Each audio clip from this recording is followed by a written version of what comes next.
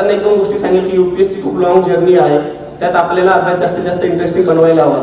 मी एक दोन तीन ट्रिक्स सांगतो की जिओग्राफीमध्ये आम्ही काय करायचं, हिस्ट्रीमध्ये काय करायचं, की अभ्यासाचा कंटाळा येत नाही. बऱ्याचदा जिओग्राफीमध्ये आपल्याला काही मॅपवरच्या गोष्टी लक्षात ठेवाव्या लागायच्या, तर मग एक साऊथ अमेरिका आहे, त्यातल्या कंट्रीज कशा लक्षात ठेवायला. मी यूट्यूबवर ट्रिक्स सर्च केल्या, त्याच्यात मला एक ट्रिक भेटली की त्या कंट्रीज आपण अँटी क्लॉकवाइज डायरेक्शनमध्ये कशा लक्षात ठेवू शकतो.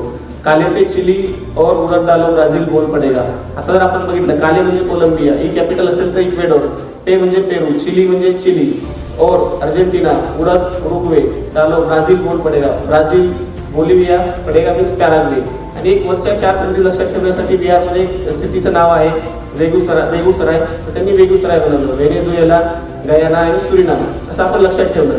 बऱ्याचदा इश्यू हा येतो की आपल्या रशियाच्या खालच्या ज्या कंट्री आहेत, आपण त्यांना सेंट्रल एशियन कंट्रीज म्हणतो, कझाकिस्तान, किर्गिझिस्तान, त्या लक्षात ठेवायला प्रॉब्लेम येतो.